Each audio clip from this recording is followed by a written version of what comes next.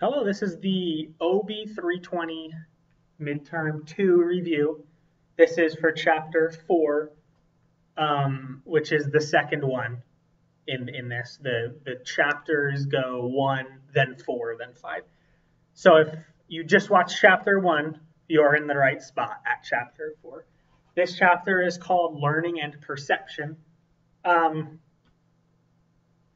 let's get into it. First of all, one of the things it says on the front that is important, that kind of lays the groundwork for the chapter. It says, organizations can improve only when their human capital is enriched through learning. So that's why they included this chapter. As the employees learn, that's the only way, actually, the organization can be enriched. One more thing I should say before I get started. If there's any return missioners in this class, which I think there are,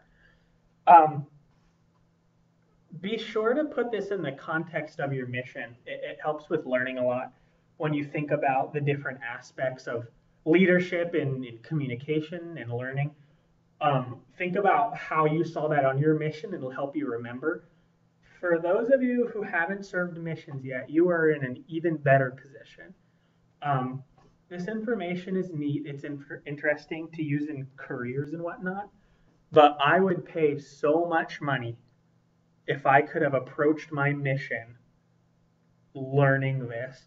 This would help so much with being an effective leader, working with other missionaries, working with the members, working with investigators. So if you're a return missionary, related to your mission, it'll help you remember. If you are a aspiring missionary, learn all you can. It'll make you such a great missionary. So anyway, moving on.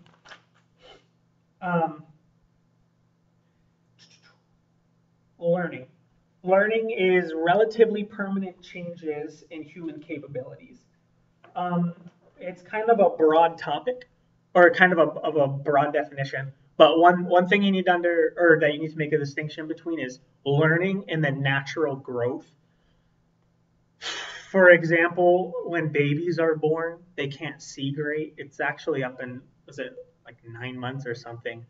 Well, we'll say a few months. I don't want to put, there's somebody on this that knows, somebody watching that knows more than me. But when babies are first born, they can't see great. They see shapes and colors, and it's not for a few months that they start to be able to recognize specific characteristics and in this color and this shape. That's different from learning. That's natural growth. Learning is through experiences. You hit your toe on the corner and it hurts. You learn to not do that. That's different than you grow up and now you can see better, or now. Yeah, anyway. Okay, so moving on, there are two different kinds of learning the book talks about right off the bat. Is that on screen? Yeah.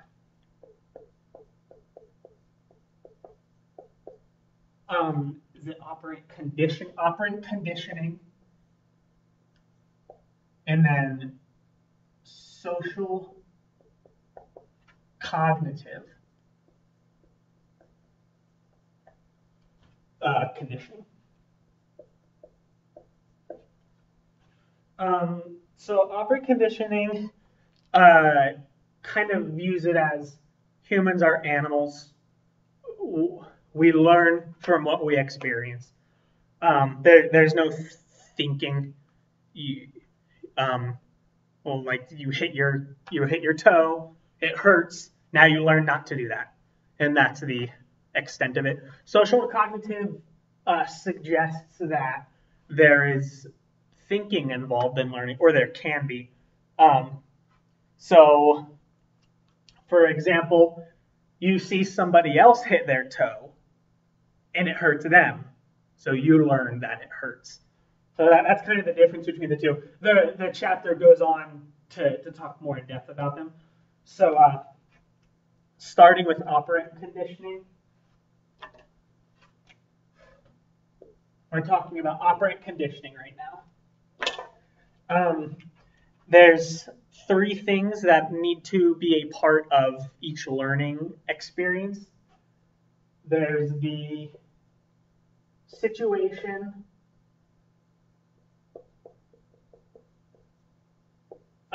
the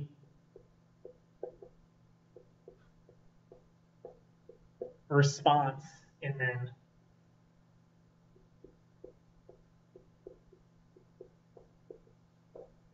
the consequence of response. So specifically, can you read that all right? It says situation, response, and then consequence of that response. So in a business specific setting, let's say you're in a meeting and you say something inappropriate. You make a bad joke. Your manager might look at you and maybe say something like, that's not appropriate. That would be the response. And then the consequence would be like, oh, I feel bad. I feel like I said something I shouldn't. These three things need to happen according to the operant conditioning theory for learning to take place.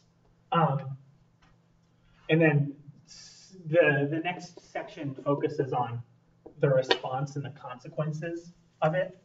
There's four different, let's see, I want to use the word reinforcement strategies. That's not a great word because reinforcement is part of some of the definitions. There are four different ways to affect behavior through learning. The first one is positive reinforcement.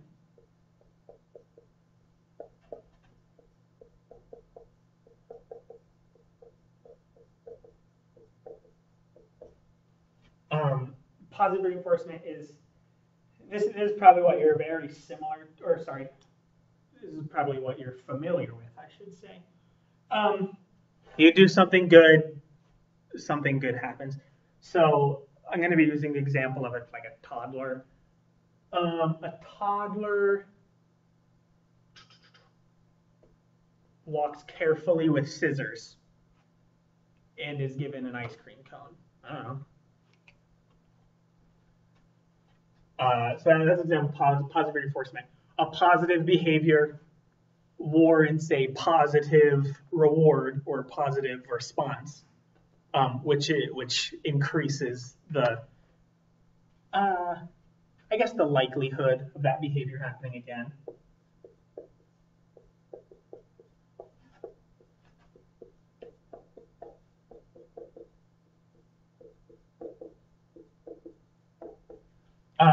Negative reinforcement is actually a good thing. So these two are both, I should clarify what I mean by good thing. These two both encourage a behavior to happen again. Negative reinforcement is a kid's on timeout because they hit their sister, but then they say, I'm sorry. Negative reinforcement is removing a negative consequence. So they hit their sister, they say they're sorry. Now you take them off timeout. So the behavior warranted the removal of a negative consequence, which increases the likelihood of that happening again. So I hope it's kind of tricky to understand the difference between the two, but once you get it, it makes sense. Positive reinforcement, give them something good. Negative reinforcement, take away something bad. Okay, and then the next two are ways to encourage behavior. So I'm going to write them in red. Can you read that? I don't think you can see that. There's a new marker.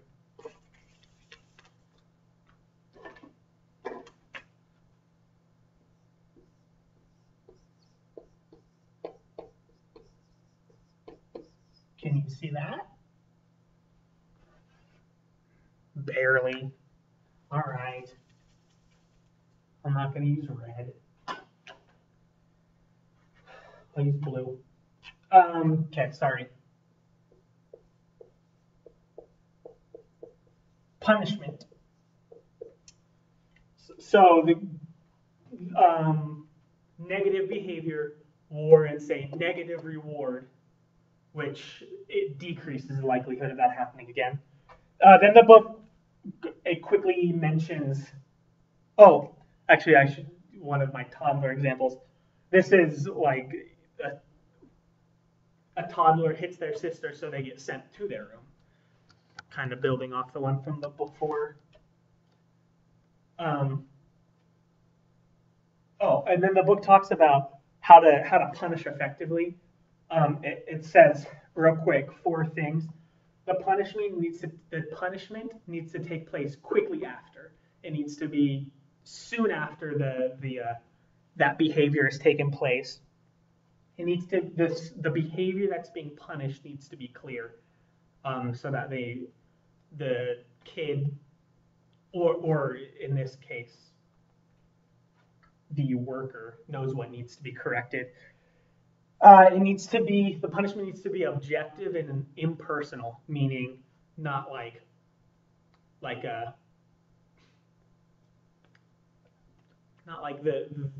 or more along the lines of the firm encourages appropriate behavior in a meeting rather than I don't like that. I didn't like that you said that. I thought that was rude. That's not impersonal. That's subjective, and it'll lead to an employee being angry at its manager, at its leader, rather than learning.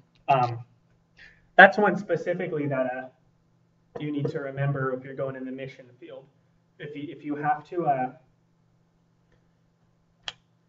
you should, as a missionary, never punish someone. Everything you do as a missionary is to lift.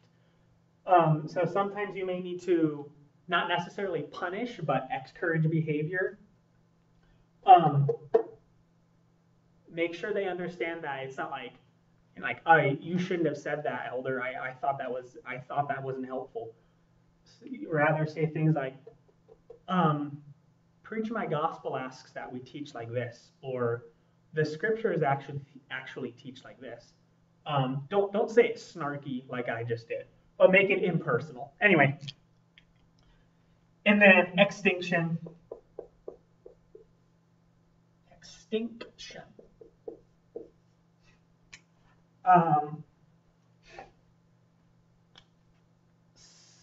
So negative behavior warrants the removal of a positive consequence, which decreases likelihood.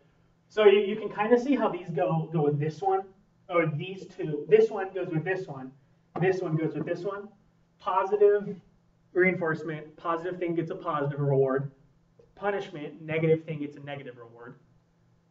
Negative reinforcement, positive thing gets the removal of a negative thing. Extinction, negative thing gets a removal of a positive thing. So I don't have a toddler example for this one off the top of my head. So the book uses the example, if there's a employee that always walks in and complains about other employees. And at first the manager's cordial about it and like, oh, that's annoying that they do that. Yeah, I'll talk to them. But then over time wants that employee to stop. It's not appropriate. What they can do is stop giving that positive response, stop giving that cordial response. So the employee will come in and complain, and rather than being friendly about it, the manager will just say things like, okay, well, thanks for bringing that to our attention. Or not rude, but or maybe rude. But that way the employee is not encouraged to do it and will be less likely to do it. Okay. That took a little longer than I wanted it to. Okay, still on operant conditioning, how to lay out the reinforcement schedule. I'm going to try to get through this one quick because I spent too long on that last one.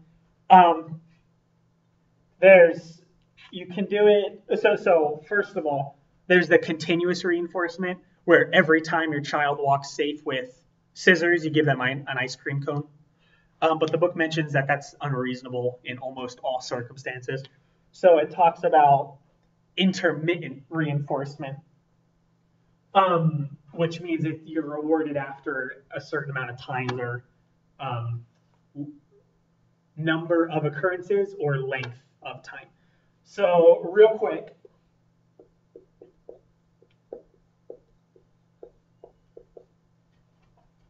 there's intervals and there's ratios. And then for each of them, interval, there's is it variable? Well, first fixed, and then variable. Ratios, fixed, and then variable.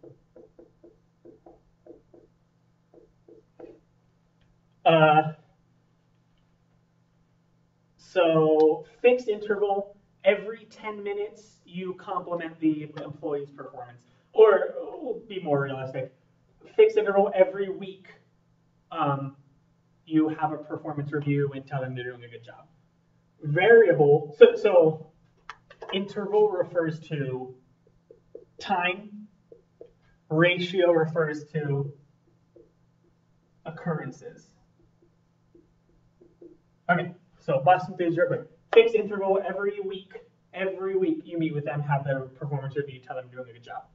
Variable interval, maybe it's in 1 week that you tell them this time, then it's 2 weeks, then it's 3 days that you tell them they're doing a good job.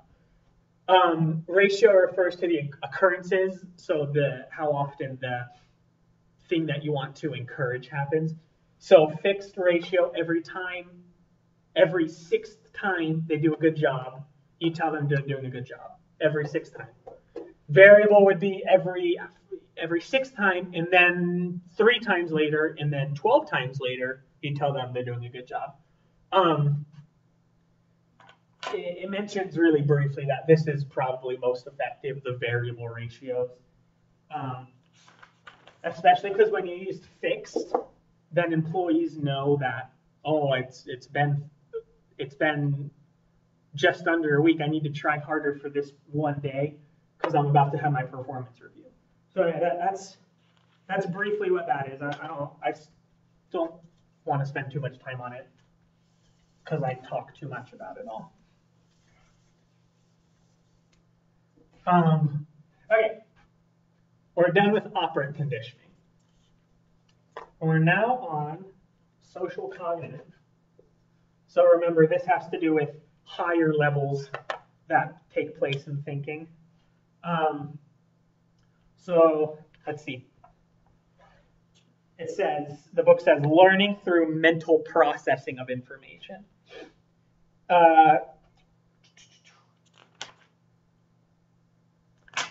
I ripped my book. Okay.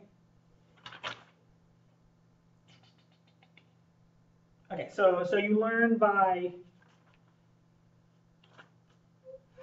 you can observe by learning others. That's what the book says. It talks about something called self-efficacy, which, pay attention, this is important. I'm going to write it down.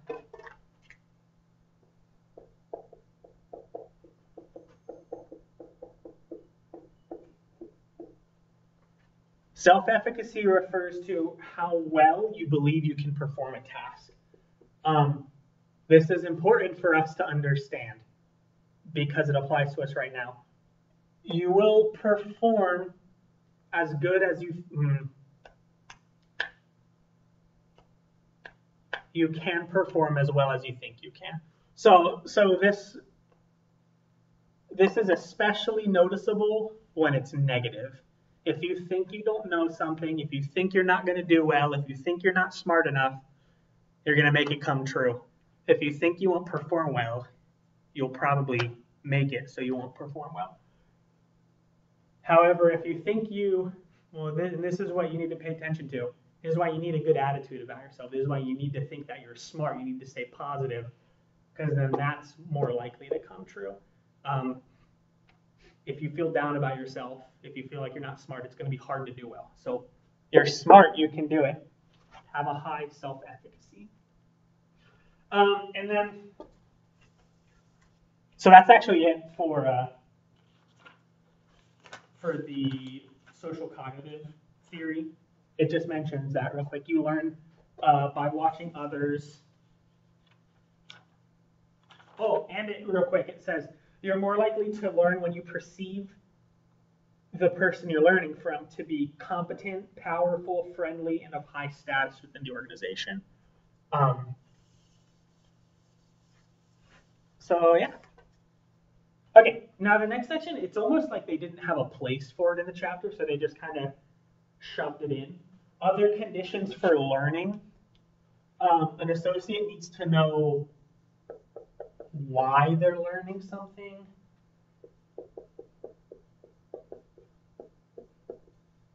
They need to learn from their own experiences. They need to practice what they're learning.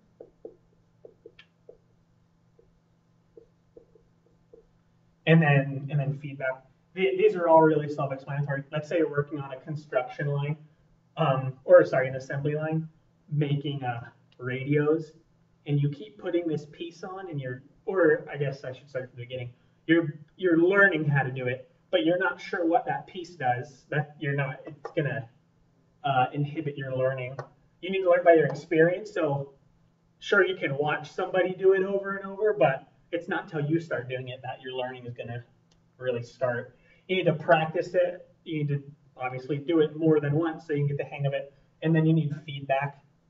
You need to be told when you're doing a good job. You need to be told how to improve. So it's really almost like they didn't have a place for that, so they just kind of jammed it in there real quick. It kind of goes along with next. So this is when you're training new associates or employees. I'll number. First, you need to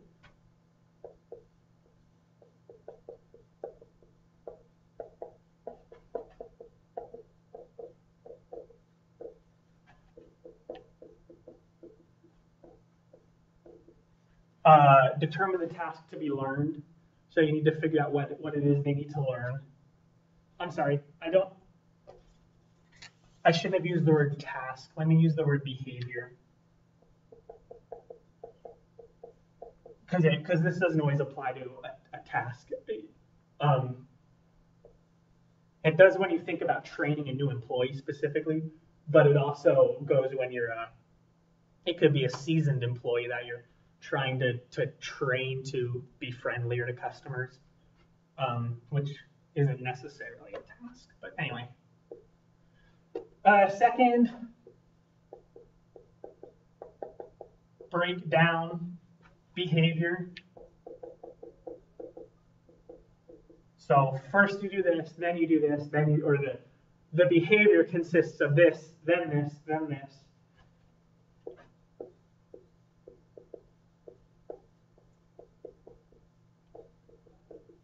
Demonstrate, you show them what it looks like.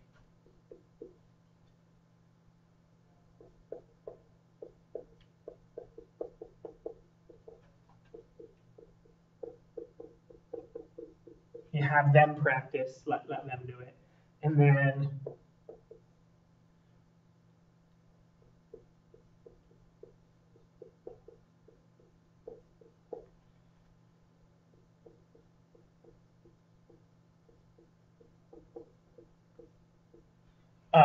reinforce, and then the book says specifically based on their progress.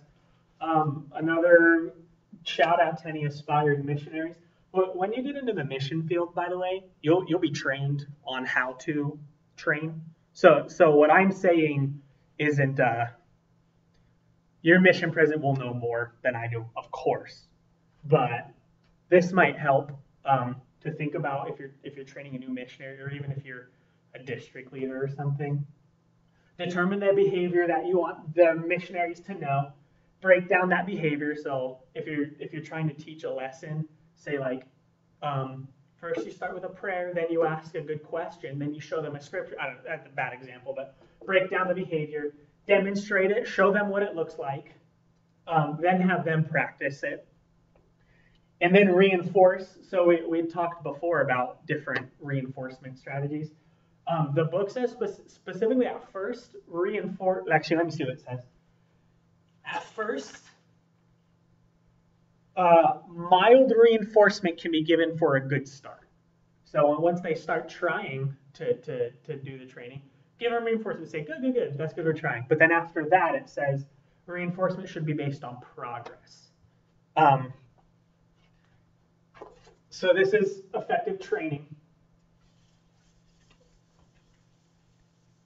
You might remember next it talks about the mechanisms for training. It says OB-MOD, simulation, and learning from failure. Don't get caught up on these. They're pretty straightforward. OB-MOD stands for organizational behavior modification. So this is just, do you want to teach people something, or you implement it in your organization, and you give positive reinforcement and things. It's just, you do it. Simulation, obviously, would be you simulate the whatever it is in the organization. And then learning from failure. This is important for 100,000 reasons. Learning from failure. Likely when you try something new or when you want to improve, something's going to go wrong. It's important to learn from that. The book mentions, let's see. I always love this phrase. It says, a failure does not result in learning is a mistake. A failure that results in learning is an intelligent failure. So intelligent failures, it says, are planned, they have a reasonable chance of succeeding, they're modest in scale, so they don't bankrupt the company if it goes wrong. They're executed and evaluated quickly, and then they're limited to the domains of proper understanding. So if you're trying to come up with a more effective sales techniques, it would be ineffective to go to the accountants and teach them these sales techniques. That would not be an intelligent failure when that goes wrong. Okay, then the book takes a step from learning into perception. These will go a little quicker. Perception is important because your behavior, or your perception affects your behavior. Therefore, your learning is based on your perceptions of things. For example, if you think someone's mad at you, you think your roommate's mad at you, you're going to learn how to act around them differently based on your perception if you think they're happy around you all the time. So perception of people differs based on the nature of perceiver. So we'll go back to that roommate example.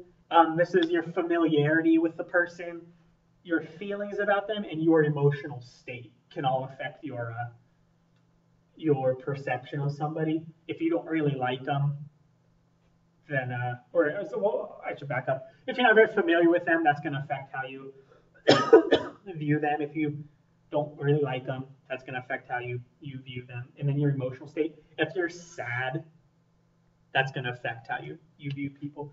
And then nature of situation. So if you're at a rock concert and you meet somebody, it's going to be different than if you were to meet them at work. You communicate with them differently. So it says nature of person, apparent intentions, and consequences all affect the nature of the situation. And then problems with, what's the phrase? Problem with person perception. I think these are really cool. There's implicit person. Implicit person. So this is things like I'm trying to think of a good example without offending anybody.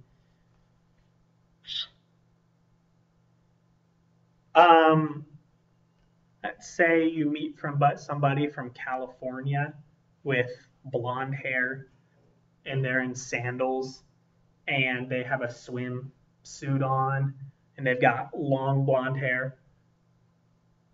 And then they say like, I'm from California, dude. You're implicit. You're gonna assume like this is a surfer. He's from Long Beach, isn't he? That's implicit version. The person, their characteristics imply certain attributes or characteristics about them. Halo effect. So this can be good or bad. Halo effect means that how you perceive them in one situation, you perceive them in all situations. So if there's a coworker that you don't like, you think they're kind of gossipy. When you see them at McDonald's, you have that same the effect is you see them from that one situation in all situations. So when you see them at McDonald's ordering something, you're going to be thinking that same thing about like he's just gossiping. He's a gossiper. He's always causing drama. Projecting.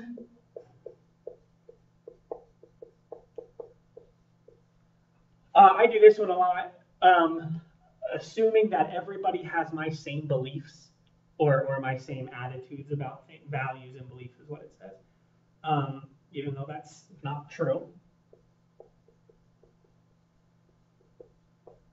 And then stereotyping.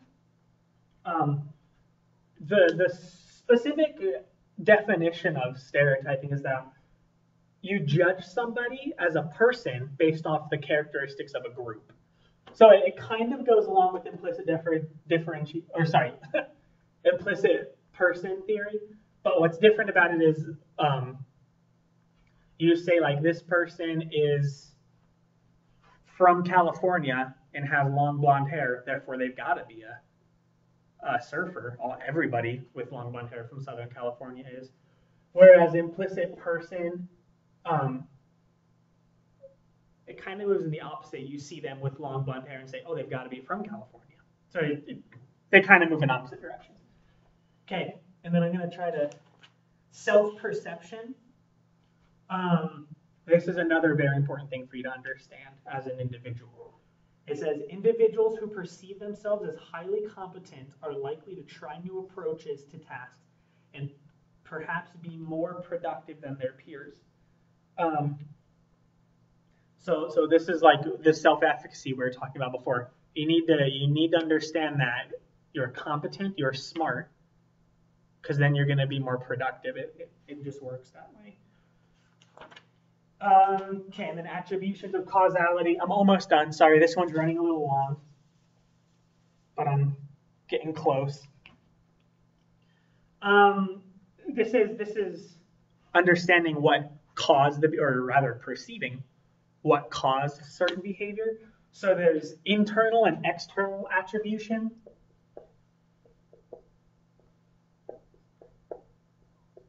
Internal attribution is saying like who this person is as an individual created that outcome, whereas external would be this person was in this situation and the situation acted on the person to cause that. So a real quick example of this, the self-serving bias. When we see somebody, when we do well on a test, for example, we might walk out of the test and say like, I am so smart. I knew the material, I worked hard, I studied hard. But then when your friend comes out and says, hey, I did great on that, then you'll have a tendency to view that as like, oh, that's because you had a good professor and I taught you. So you have a tendency to view to see your own success as internal and other people's success as external.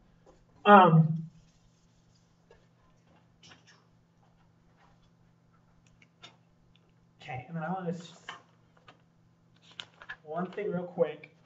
Are the perceptions of internal and external, is based on consistency, distinctiveness, and consensus. If you want to look at the book real quick to understand this isn't that complex, but it's just when we see something with